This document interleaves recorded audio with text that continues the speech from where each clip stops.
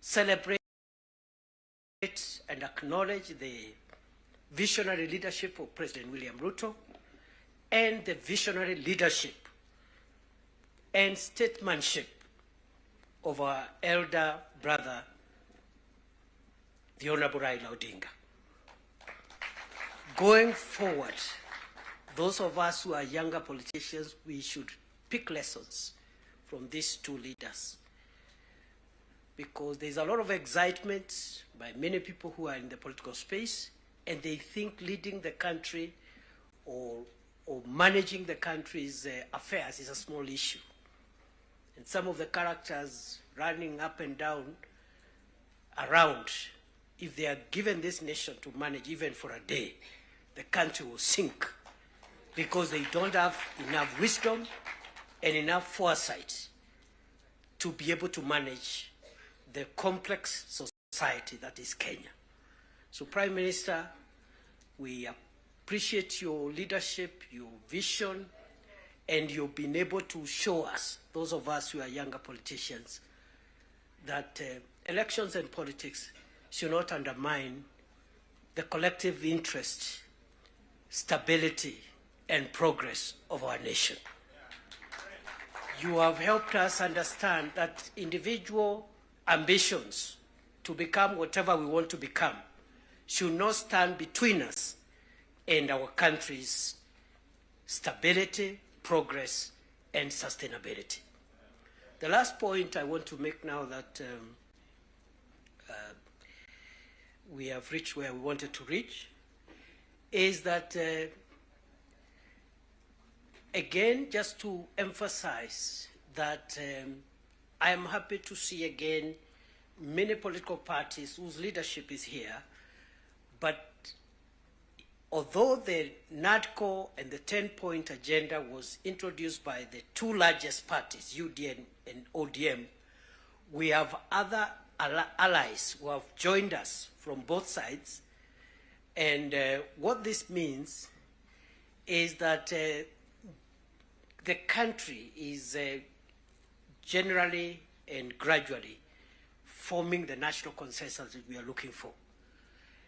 And therefore, for me, the lesson I pick, even looking at the leadership that has spoken here, Stewart Matzayo from Kilifi, Owen Baya from Kilifi, Junel Mohammed from Migori, Migori and other places,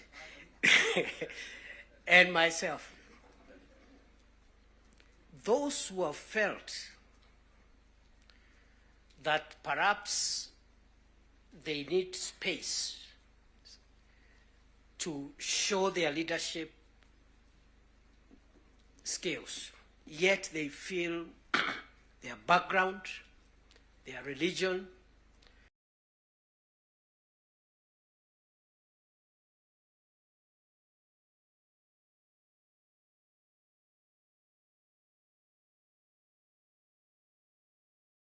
their ethnicity disadvantages them. Perhaps in a large national party, to realize your dream, your potential, and your skills to be tapped than other national party, to realize your dream, your potential, and your skills to be tapped than otherwise. And therefore, going forward, as we form coalitions and build our respective parties, let us look towards building national parties as opposed to sectarian parties, because that is where the future of a nation is best assured. So, on that basis, I want to end there, because I saw my colleagues got, I don't know who got no term. I want to end there and wish this meeting all the best.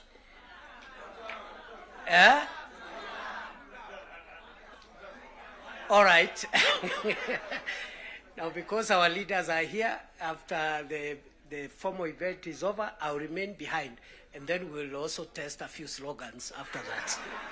With those many remarks, let me take this opportunity with a lot of respect to request our elder brother, our statesman, the leader of ODM, Your Excellency Raila Odinga, please come and address us. Wapi makofi ya baba jameni? Baba ni fire si fire.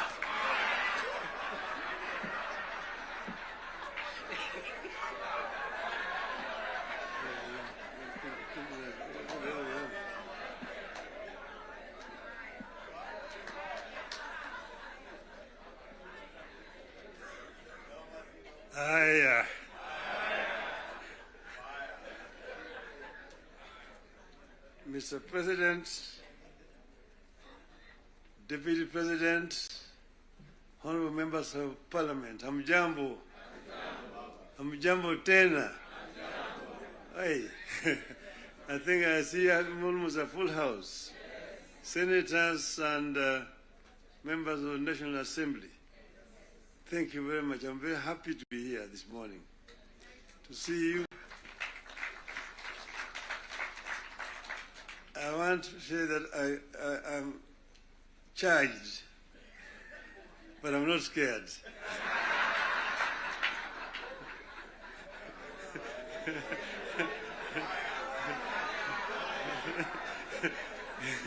You know, I've been a member of Parliament for this constituency for 20 years. And I used to meet with members of Parliament. I was a Prime Minister. And every Wednesday was a Prime Minister's question time in Parliament. I used to be harassed a lot by members of Parliament. And that's why I'm not scared. But let me begin to say that none of us thought a day would come when protagonists just a year ago would get together to chart a joint way forward for this country. How did we find ourselves together, and why are we here today? One, in life of a nation, there comes a time when danger knocks on the door. It happened in the US during the Civil War that threatened to dismember the USA as we know it today. There's a region today referred to as former Yugoslavia. Yugoslavia existed as a country between 1918 and 1992. Then it fell apart into several countries, including Croatia, Montenegro, Serbia, Slovenia, Bosnia, and Macedonia. The former president of Yugoslavia, the late General Josip Broz Tito, used to say jokingly that I am the glue that is holding this fragile nation called Yugoslavia together.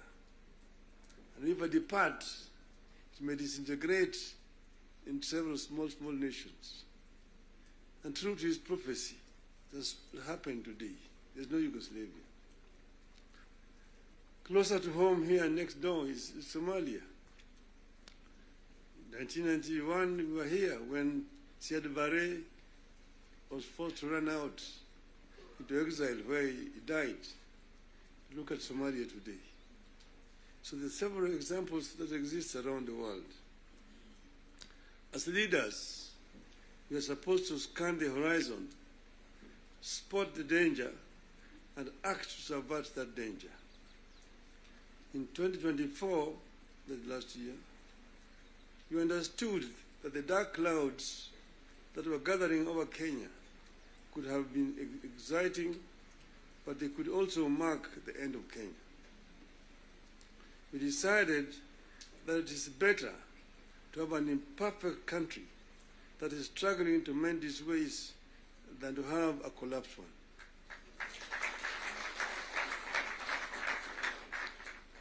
We came together to create an environment in which we can discuss our issues and differences as people of one nation. As you know, and as you know here, there are countries that cannot discuss their issues at home.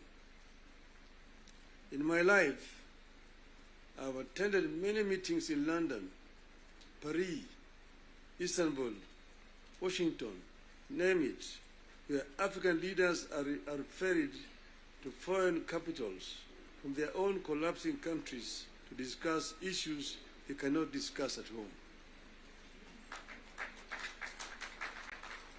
We go together to spare Kenyan that shame.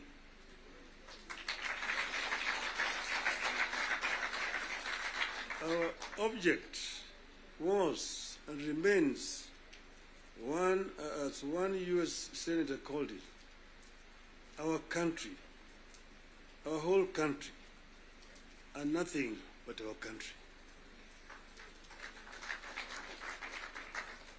Having stabilized the nation, how have we performed in the intervening periods? How do we do better?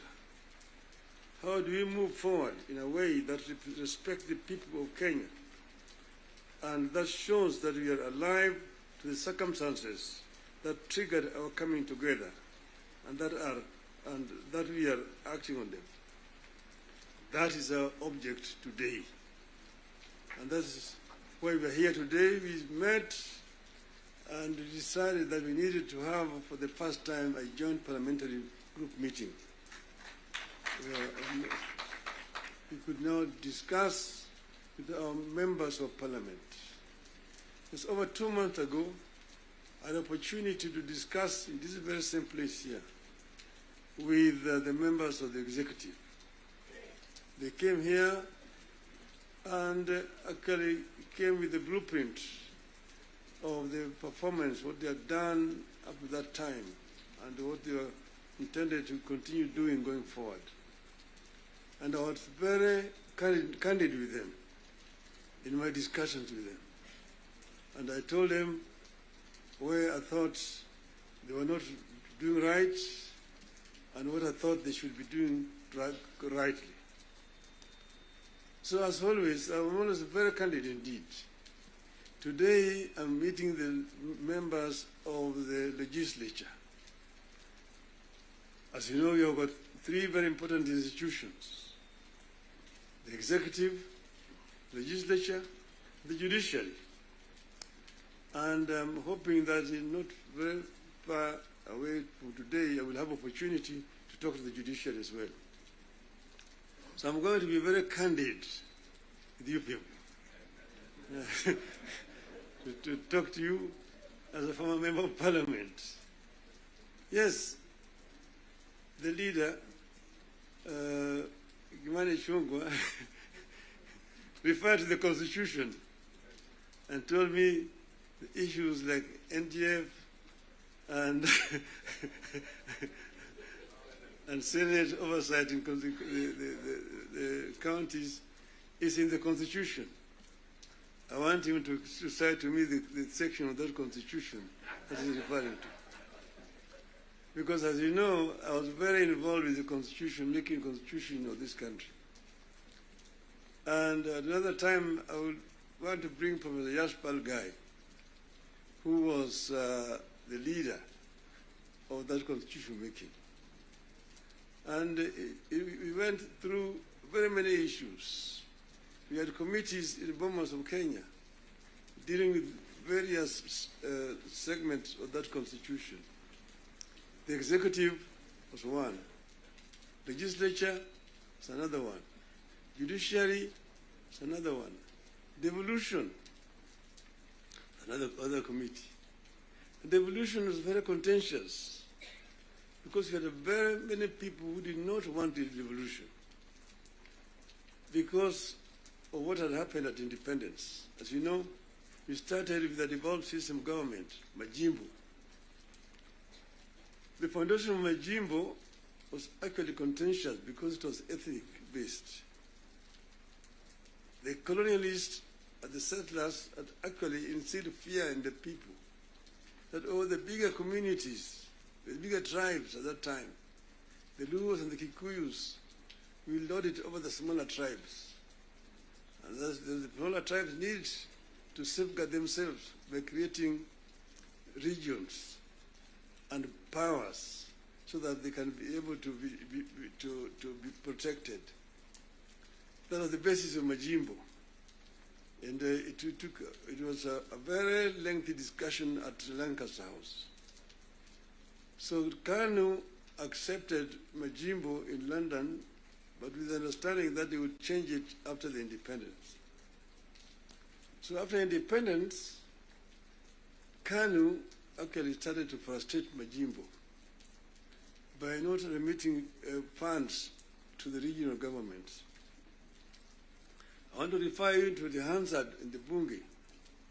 There's a motion that was moved by the then leader of opposition at that time, the late Ronald Ngala, of censorship of the Prime Minister, Jomo Kenyatta, because he had refused to release funds to the regional governments.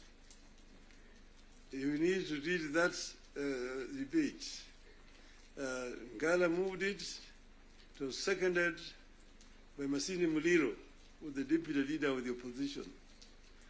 And then KANU, of course, responded.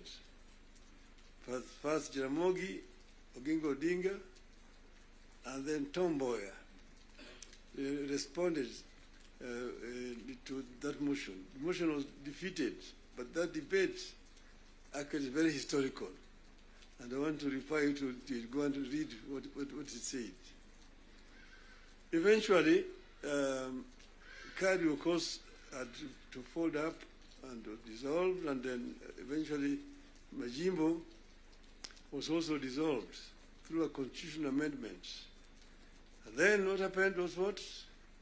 They created a Ministry of Local Government, which was given a lot of powers. Ministry of Local Government. So the Minister of Local Government became an executive minister, just like a Minister for Finance under that constitution at that time. Now they were county councils down there, they capped 265. But then they could not do anything without authority in writing from the Minister of Local Government. So we had all these documents when we were there at Bomas. But then we said we wanted to give more autonomy to the counties so that service delivery could be better improved. We came up with regions at Bomas of Kenya. But there are people who really opposed devolution. The chairman of devolution in Bomas was called Dr. ODM-Kenya. He addressed the audience at Bomas, and by the time he finished talking, everybody said that man should be the chairman of that committee, and became the chairman of the committee. And he conducted the matter so well and so effectively that he became a marked person. What did they do to him? In broad daylight, around 11 o'clock, on Ngong Road there, off Ngong Road, in his residence, they sent assassins. And in the presence of his children, they shot him and killed him. The assassins of Mumbai were arrested. Eventually, they were released. So I just want you to know that the revolution has got very many people and very powerful people in this country today. Then, after that, of course, you know that ODM is a product of constitution making. And one of the founding members of ODM is sitting here with you. The other one is the former president, who is a member, and quite a number. We are going to have the 20 years of ODM in October, and all the founding members are going to be invited.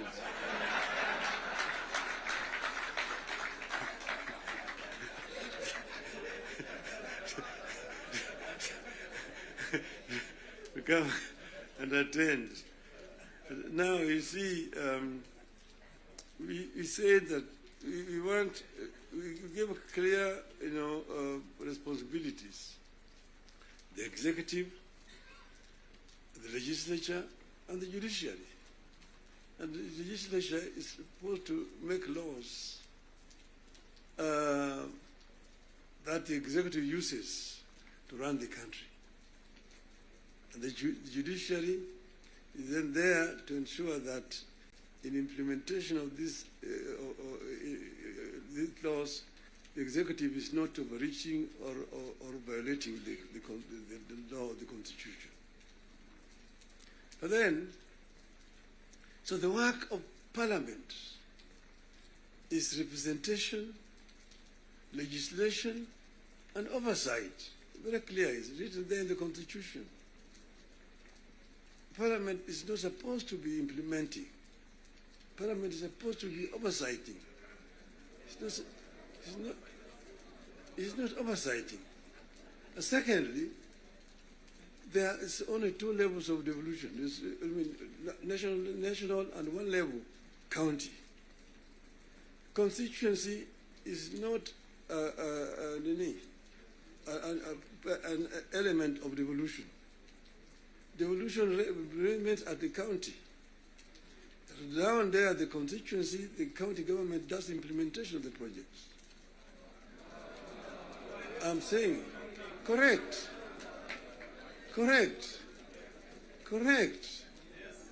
Down at the constituency, it's the county government. By the national government is supposed to do national projects, and we go down there. And there are functions which are clearly been assigned. Functions which have been clearly been assigned to the national government. I will tell you, your legislatures, and a very famous English politician said that I may not agree with what you have to say, but I shall defend unto death your right to say it. So listen to me. Let me say it. And then you'll have a chance to come and respond. So I'm telling you, I know that sometimes the truth is very bitter. I was there, and we discussed with the Karue when he was moving around to bring the CDF. The CDF was brought because of circumstances that were prevailing at that time. In those days, with a centralized system of government, there were very little resources which are going down to the counties. And that's the reason why the Harambee became the major ways of mobilizing resources.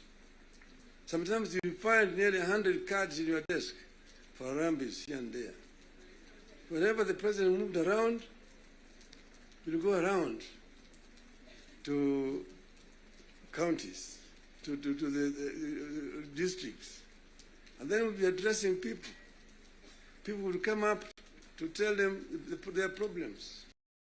Mtukufu Rais, hapa kwetu barabara ni mbaya sana, haipitiki. Mvua ikinyesha kuna matope, barabara haipitiki.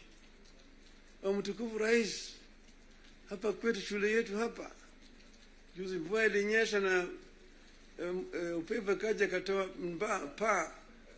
Watoto sasa wanasoma chini ya mti hapa. Mtukufu Rais, hapa kwetu hakuna maji. Mtukufu Rais, hatuna stima na kadhalika.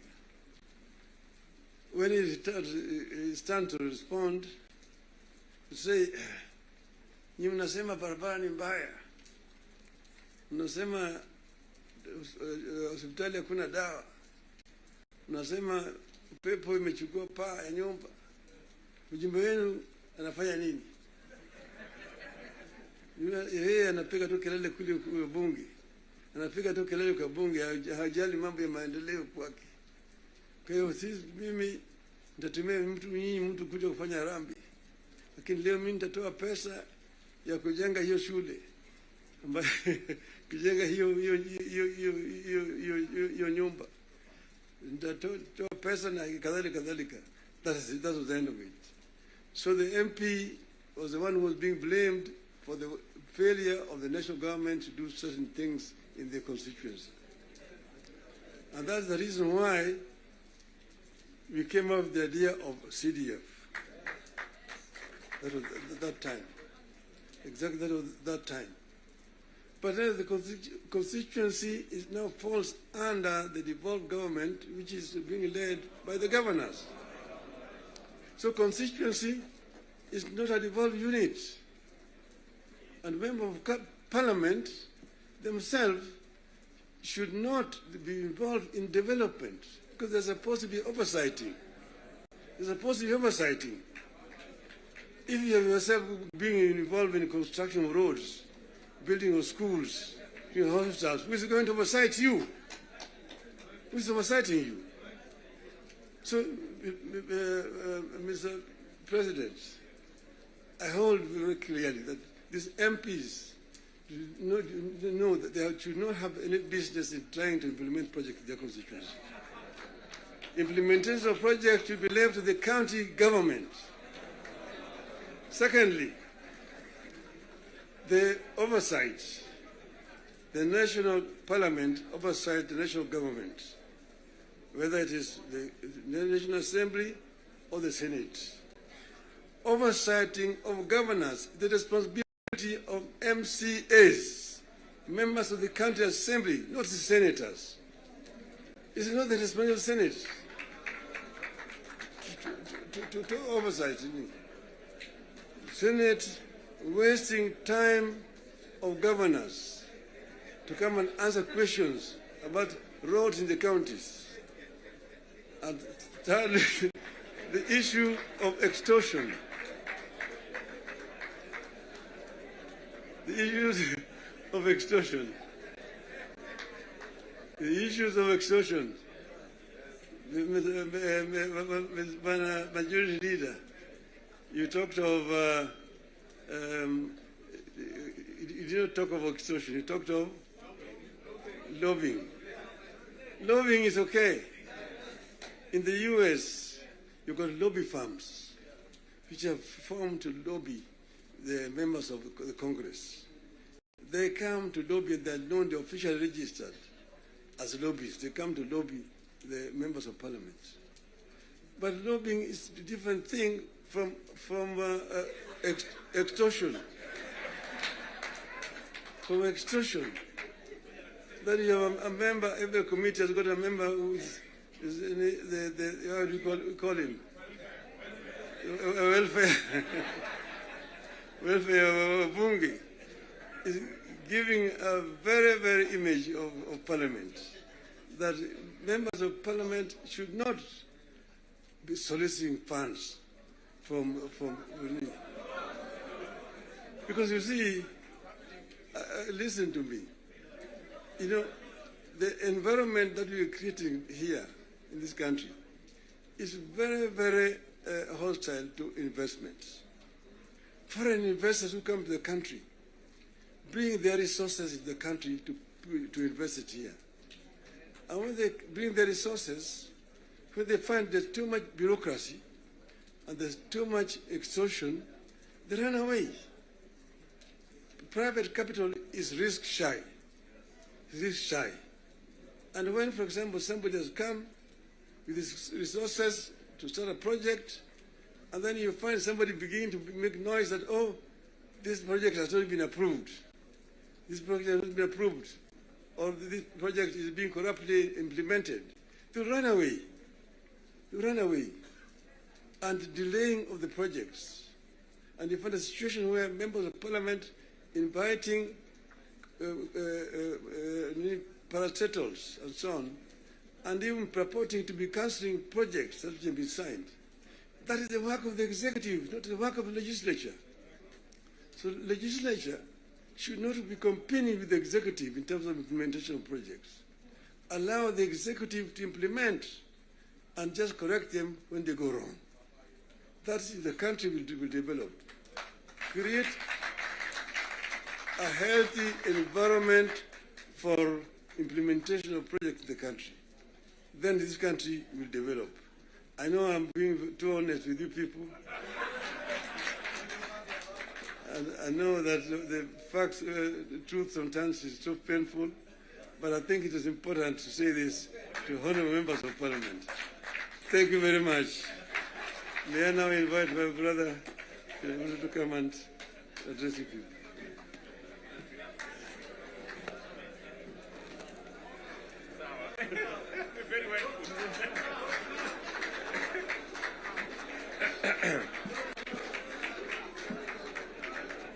Thank you very much, the Right Honorable Prime Minister Raila Odinga. Ladies and gentlemen, let's take our seats. Thank you very much.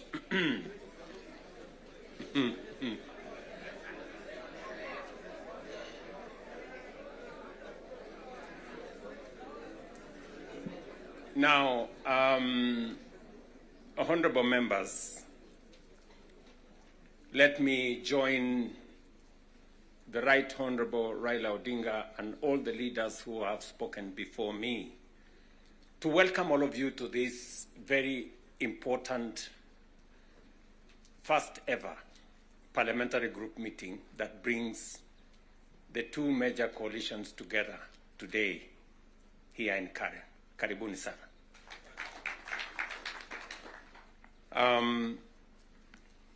The Right Honorable Raila Odinga has given us the context of why we are meeting here. I really would want to add not so much because he has ably contextualized why we are meeting here today. That we have a nation to look after and we have a nation to protect, and there are options that are available to us, and I think we chose to protect the nation called Kenya by our coming together. And so I want to commend both the Right Honorable Raila Odinga and the ODM party, my former party, for standing up to be counted when the country needed leaders to stand up for Kenya. It may have been easy to do the opposite. It may have been popular to do the opposite. I know many people have vilified the Honorable Raila Odinga and the ODM party for the decision they took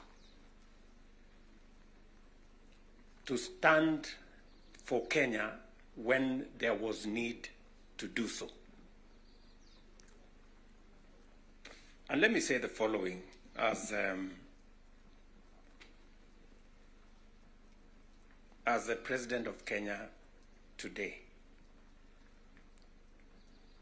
We have come from very far as a nation. We stand here today as a robust democracy, a nation that is making strides in our national development. And I want to speak to you candidly. I don't have a written statement because I really wanted to speak to you from my heart.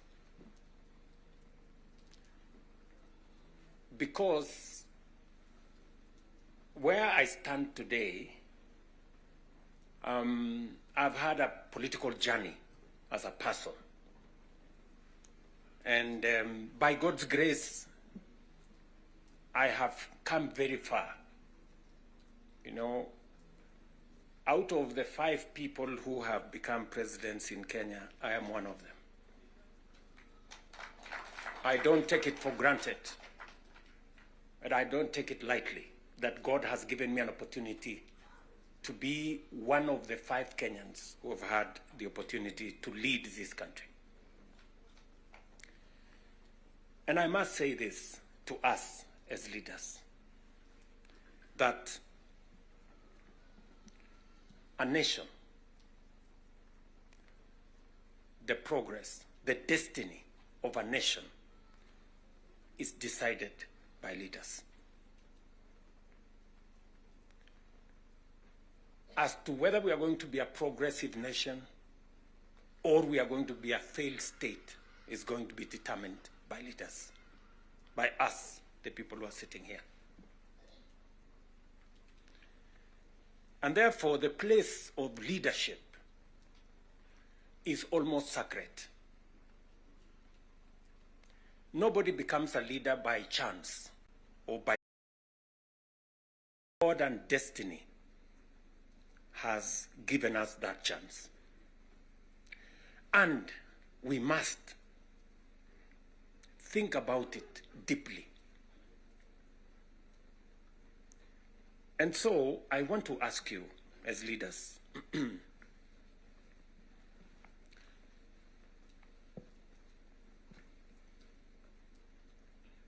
the Honorable Prime Minister has given us a history of countries.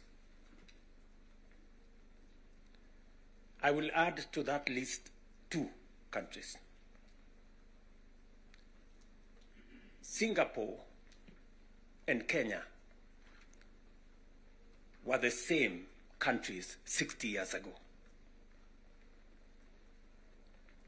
Malaysia and Kenya were the same 60 years ago. But today, we play in different leagues. They have managed to progress to the first world. We are still where we are. The difference between what Singapore has become and what we are is leadership.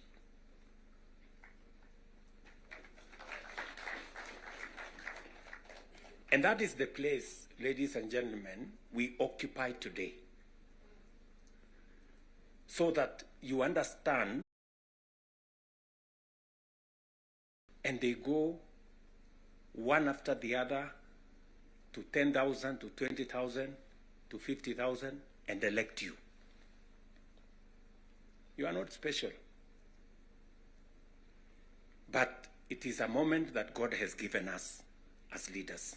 And therefore, we must do whatever we are doing, knowing very well that we have a heavy, almost sacred responsibility to the people we lead and to the nation of Kenya.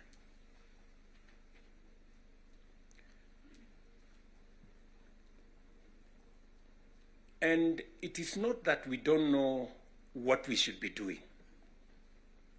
We all know what we should be doing. It is not that we have shortage of ideas. It is not that we have shortage of what we need to do. In fact, I dare say we have some of the very best ideas. We have very good manifestos all the time. And in fact, if you look at, and I keep referring to this, if you look at the manifesto of Kenya Kwanza and the manifesto of Azimio, the difference is hardly 20, 30%, 70%. We share what we think should be fixed in Kenya. But politics somehow has taken our country hostage, that we cannot do what we all know we should do.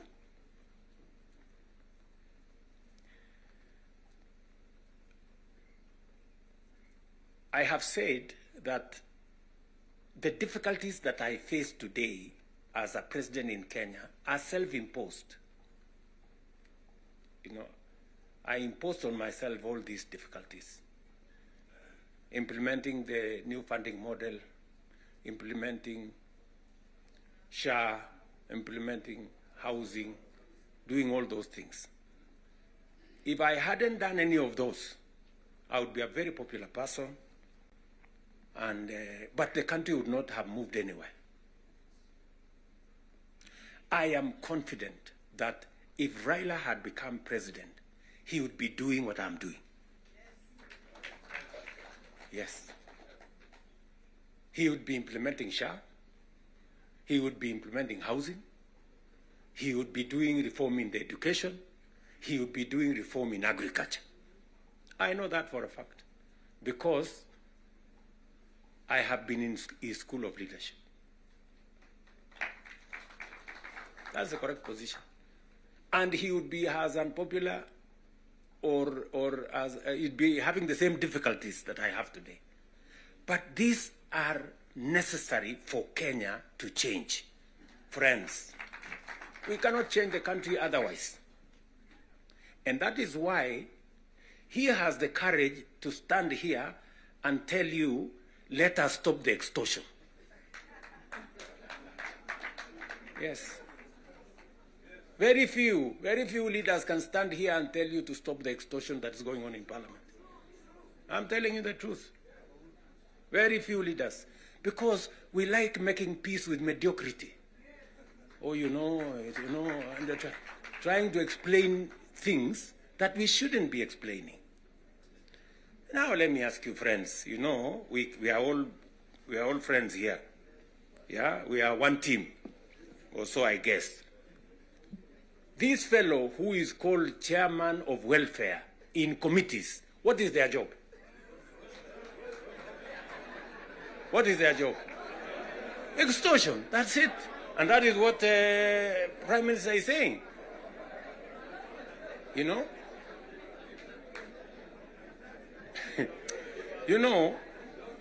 What is Sokohuru? What is Sokohuru? Tell me, what is, you know Sokohuru?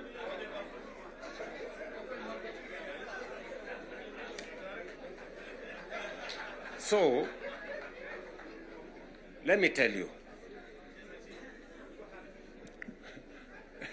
No, no, you see, and this is the same problem that we face. This is the same problem that we face. Because, look, for example, we passed the law that we all know, friends, we all know the problems we go through with fundraisings for people who have hospital bills. All of us. In your phones, you have WhatsApp groups. So-and-so has this, this condition, so-and-so has this condition, contribute here. True or not true? Yes. But we don't want to fix it because it's difficult. But I must commend you. I must commend the members of National Assembly and Senate because you took the courage and passed the bills that today is beginning to solve the problem of health in Kenya. It may not happen instantly, but all of you can now see that there is a possibility that we can sort out the challenge of health and health delivery in Kenya. But because we had to be bold, we had to be bold and make the necessary decisions. Today, we are dealing with the crooked hospitals and health professionals who still want to steal from SHA and to steal from our health provision. And we will go after them and we will deal with them. So, what am I saying? I am saying the following. If we have to change Kenya, my friends, we have a historic opportunity today with this broad-based government, we have a historic opportunity to unleash the full potential of Kenya. We all believe, I do, that Kenya is a very great country, this country of ours. There is absolutely no reason why Kenya is not like Singapore. We have what it takes. Let me repeat. We have what it takes to measure up to the countries in the first world. Yes, we do. Yes, we do.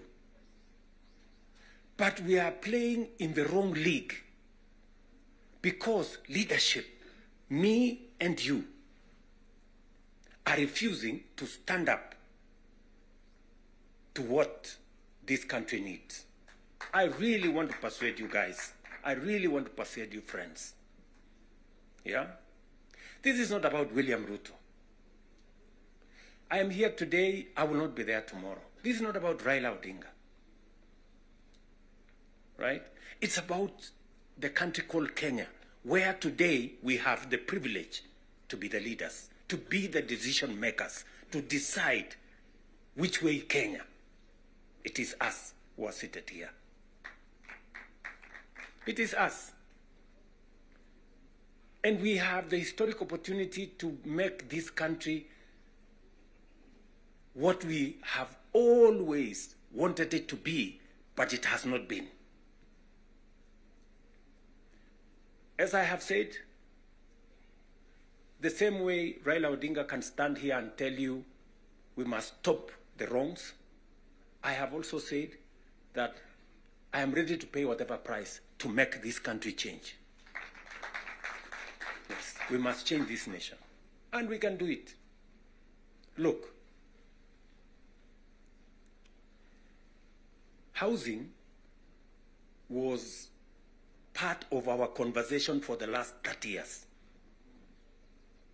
Yes, we've always talked about housing and how important it is and how it is going to create jobs, how it is going to stop land fragmentation, how it's going to allow us to produce, to save land that is meant for food, how we are going to have decent housing, how we are going to reduce on slums, how we are going to have decent livelihoods. We've always said that. The Right Honorable Raila Odinga tried with the first slum upgrading projects. We started there.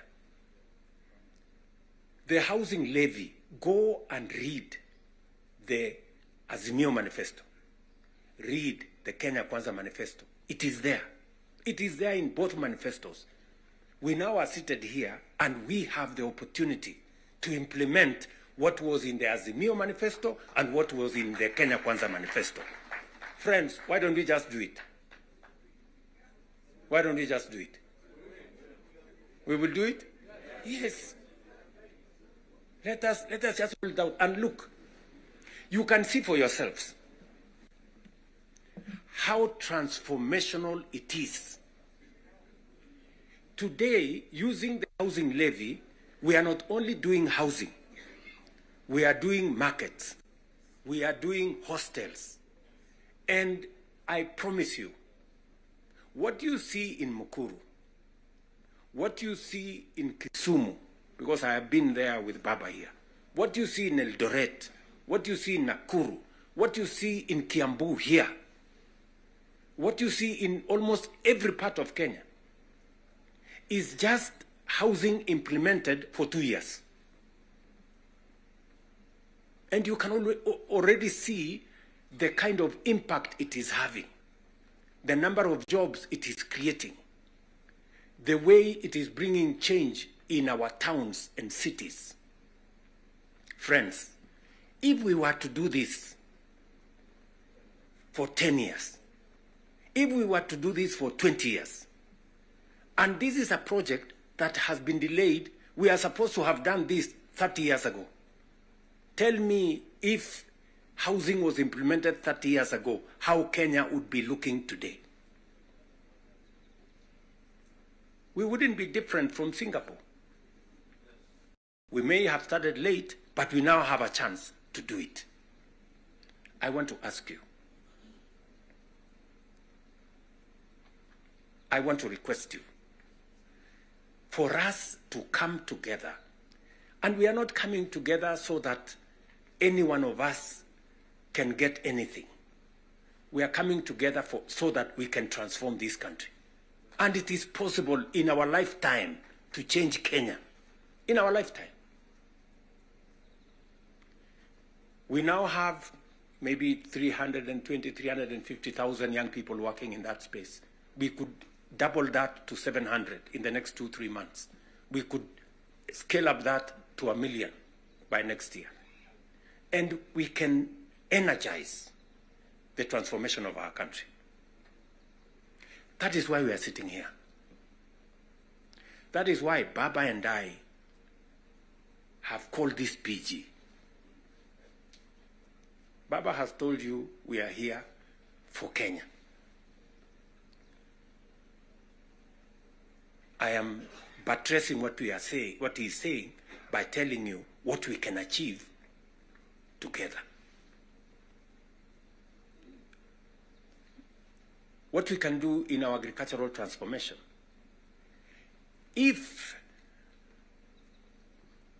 it was not for the broad-based, for example, we wouldn't have had the kind of change that is required in our sugar sector. And I want to tell you, watch this space. In just 2 or maximum 3 years, Kenya will be a net exporter of sugar. Just 2 or 3 years. This country, which perennially we have been looking for safeguards from COMESA. Every year, we are looking for safeguards from COMESA. We are spending public money to go and pay for sugar, to go and pay for farmers, to go and pay for workers who don't work for government, just because we couldn't bite the bullet and tell the crooks there to get out. Now we have told them to leave. And I want to promise you, I want you to hold me to it. We are going to change the sugar sector. We are going to change the coffee sector. You have already seen what is going on in coffee. There is still a little bit of pushback, but we will deal with it. And on and on and on, and we can transform our whole agricultural sector. Just the little interventions that we have done standing together. You people in Parliament making sure that we are subsidizing production. And I must commend, Parliament has always provided money for us to support the production of the country, either through fertilizer or seeds or other interventions when we have brought it to Parliament. So you're part of the making of the history of our nation. Just imagine we have reduced the imports of maize, for example, by 70%. Reduced the imports of sugar by 70%.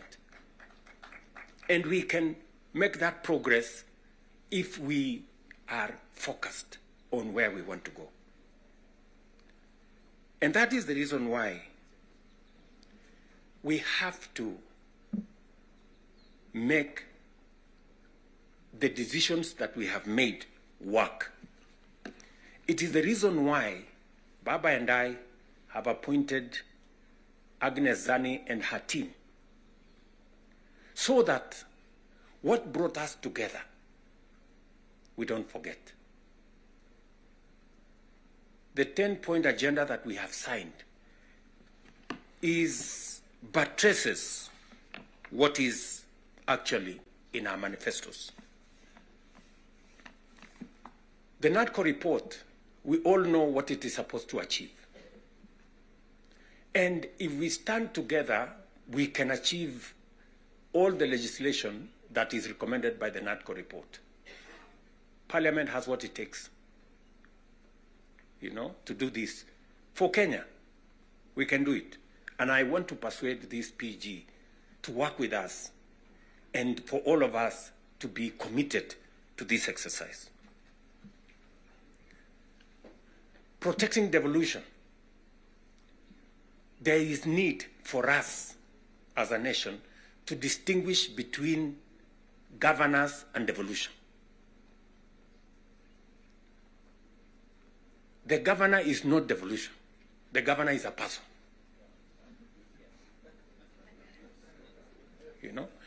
Devolution is about the people. It is not about the governor. And we can deal with the governor without disrupting devolution, if there is need to. But what is sacrosanct, what is constitutional, is that we must get local people, development, to be at a local level as much as is practically possible. I agree with the Right Honorable Raila Odinga, because I was in Parliament when NGCDF was passed. And the principle was right, because there wasn't any meaningful resources getting to the grassroots.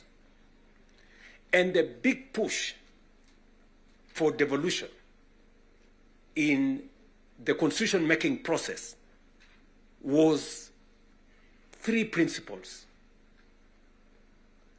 making sure that resources get to the grassroots, making sure that there is representation at the grassroots, and making sure that accountability is also at the grassroots. So we need a conversation. You know, there are legitimate concerns on how resources are being spent at the counties. There is. We cannot also run away. There is legitimate concern. Let me ask, for example, the latest Sokohuru in the Senate.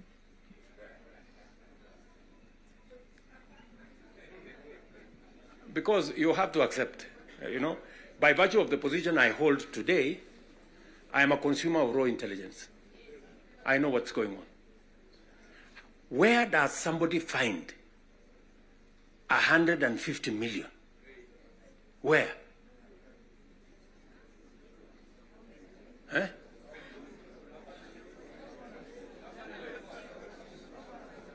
Is that his money? That is money that belongs to the county. Is that correct or not correct? Yes. Let me ask you, members of parliament who are seated here. Do you, for example, know,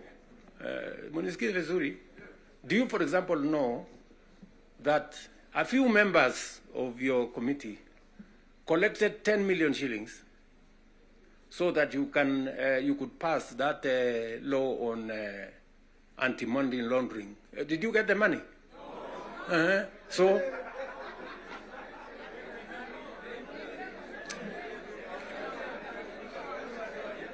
So, going forward, si tunataka tukubaliane, si we are one team. Yes, there are people who are destroying the credibility of Parliament. And they are collecting money in the name of Parliament. And some of the time, or most of the time, that money never gets to Parliament, it gets to a few people. We are not going to shame them. We are going to arrest them. Yes.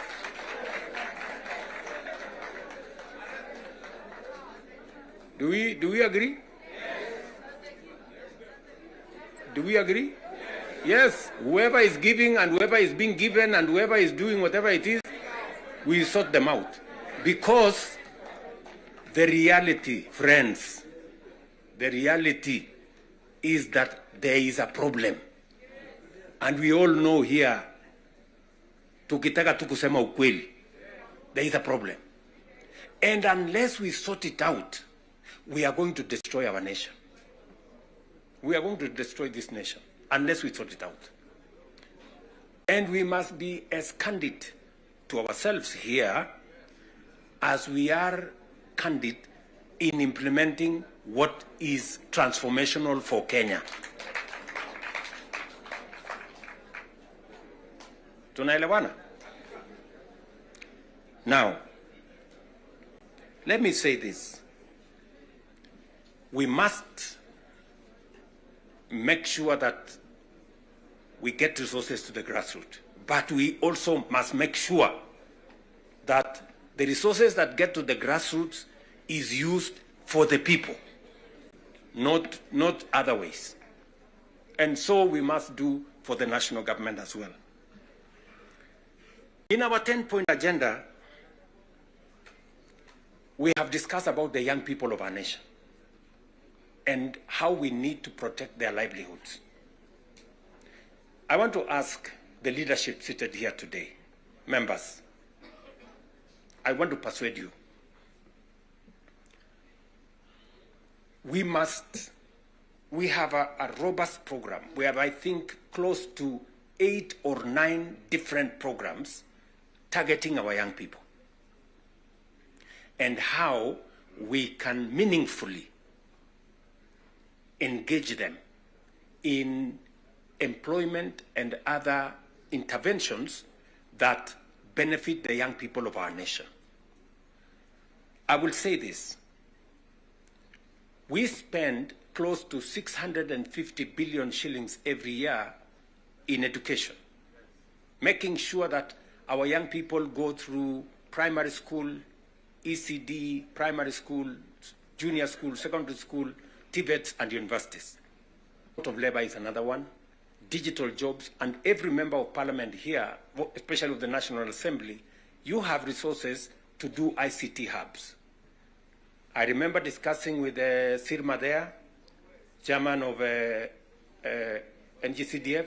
I remember discussing with Kiarie, the chairman of ICT. And if there are any issues that concern, sometimes maybe we have a problem with resources, Mbadi is here. He knows that if there are resources that needs to be made available, it's for us to provide interventions for young people to get an opportunity to work. You know very well that we can create hundreds of thousands of jobs in the digital space. You are aware of what we are doing in Nyota. You are aware of what we are doing in KJet. And if you don't, we should be able to explain to you so that you become part of the people, because you speak to hundreds of thousands of people every weekend, every day, as you go about your responsibilities, how they can tap into these opportunities and create livelihoods for the young people of our country so that they too can make a contribution towards making Kenya what we all want it to be. And I can continue, and I can continue on all the other aspects that we have worked on. We agreed that we must have a conversation on national debt because it has the potential to threaten our development. It is the reason why my good friend Mbadi and I have been in many different places, and we have done the most that we could to contain the issue of debt. We have gone out of our way to look for alternative sources of funding so that we don't always go to borrow. We have gone the route of securitization. We've gone the route of private-public partnerships. You know very well that we will be starting the construction of the road all the way to Mau Summit from here, Ironi. We are not going to be spending any debt money from government. The road is going to be built on private-public partnership. You know very well that we are going to begin the railway going all the way from Naivasha to Kisumu all the way to Malaba. We are not going to be spending money from debt like we did with the first section of the railway. We are going to be using public-private partnership to do that road. And many others that we have, we are thinking outside the box so that we can craft alternative mechanisms of delivering on public infrastructure or public goods without necessarily endangering the country with national debt. So we are working at it. It is part of the recommendation of the 10-point agenda that we must deal with. And we are seized with that matter. We will be giving, Mbadi and company will be giving a report to Zani's committee on what practical steps are we making to respond to the issues in the 10-point agenda. What are we doing about the young people? We will be able to tell Zani and the PG, and the PG should be there to monitor what we are doing so that we not only do it for us, but we also do it for the people that we represent. And finally, because I do not want to belabor the point, I said we have a historic opportunity. It is not always that protagonists come together to look at the greater interests of the country. But God has given us this opportunity. And I must commend Baba here. Because very few leaders have the courage and the mettle to withstand criticism and stand for the nation. Very few people. Very few people. Many people look for what is convenient, what is popular, even if it is wrong, and they want to pander to it. But when a nation's destiny is at stake, you need statesmen, you need people who have the courage to put Kenya first and everything else secondary. So, what am I saying in conclusion? I am saying Zani and team have a job to do. They will be briefing Right Honorable Raila Odinga and myself on what needs to be done. We will be able then to guide what will be happening, what the executive need to do, what the legislature, the role the legislature need to play, and the role others may need to play. And as we do that, we will need another opportunity to be granular. Today was the first occasion for us to deal with this. But down the road, we need to bring the members of the executive, at least the ministers, to come so that we can have a meeting of minds between the executive and the legislature on matters that are of national importance. Further down the road, we may need that engagement. Maybe not in a sitting like this.